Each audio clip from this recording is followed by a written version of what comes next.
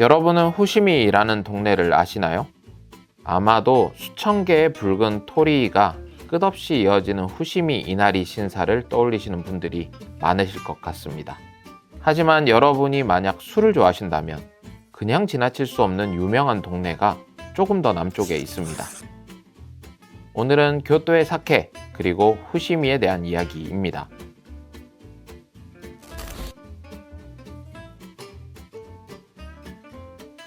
사케는 일본의 청주를 말합니다.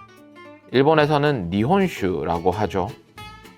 우리도 막걸리가 삼국시대부터 제사와 의식에서 사용된 전통과 역사가 있듯 일본에서도 사케는 오래전부터 신앙, 연중행사 등과 밀접한 관계를 가지고 있습니다. 신사와 절에서는 신들에게 바치는 곡물로 사케가 사용되었고, 헤이안 시대에는 사케노 츠카사라는 궁중에서 술을 전담하는 특별한 관청이 있을 정도로 역사와 문화에서 사케는 중요한 역할을 차지하고 있죠. 교토는 사케가 유명한 곳입니다. 일본의 국세국에 따르면 2022년 청주의 제조량 2위가 바로 교토였습니다. 일본에는 유명한 세 곳의 사케 생산지가 있는데요. 바로 효고의 나다, 교토의 후시미, 히로시마의 사이조입니다. 예전에 제가 교토 시내에 있는 300여 년 된 마쓰이주조 사장님을 만나 인터뷰한 적이 있었는데요. 사장님이 수련을 한 곳도 바로 후시미라는 곳이었죠. 伏見という場所に修行に行きました。修行に来たんですか？はい、修行に出まして、現場はこうやって動いているというところを教えていただきました。 왜 후시미는 사케로 유명한 지역이 되었을까요? 그리고 후시미의 사케를 여자의 술이라고 하는 이유는 무엇일까요?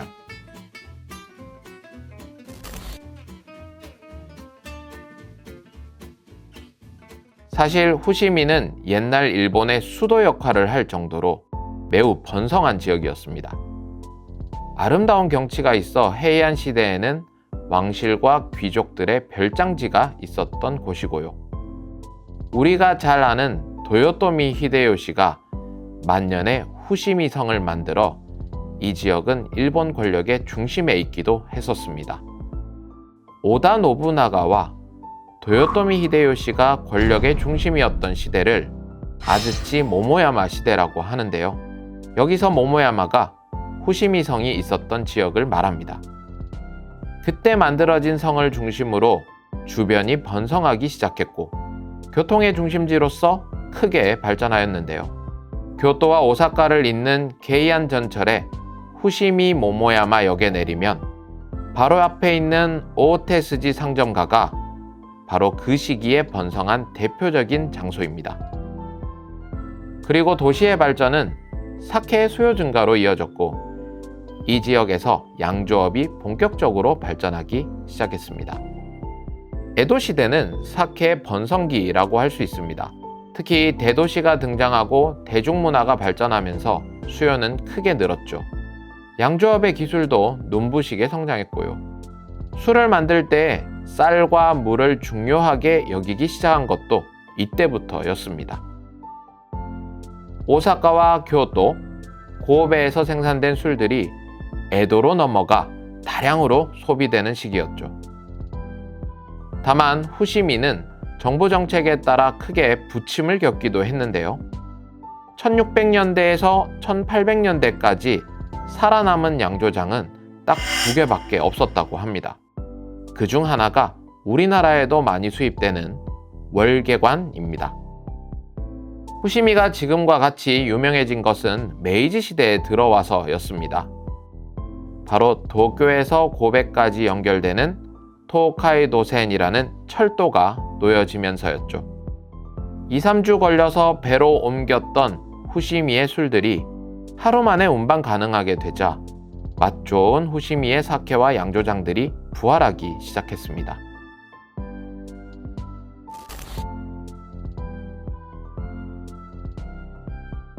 그러면 후시미의 사케가 맛이 좋다고 알려진 이유가 무엇일까요? 그 비밀은 바로 물에 있다고 합니다. 사케 양조에는 한 대의 술을 만드는데 8대의 물이 필요하다고 하는데요.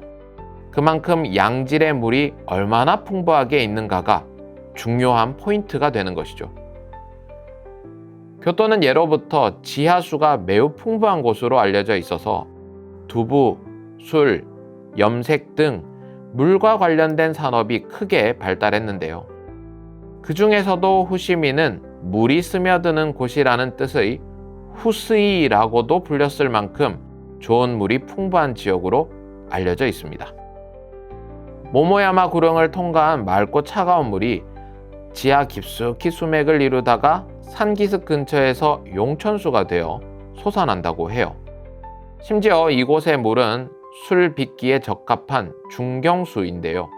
철분이 적고 칼슘, 칼륨 등 미네랄을 골고루 함유하여 발효가 천천히 진행되기 때문에 술의 거친 맛이 없어지고 부드러운 사케로 완성된다고 합니다. 그래서 후시미의 술을 여자의 술이라고 하죠.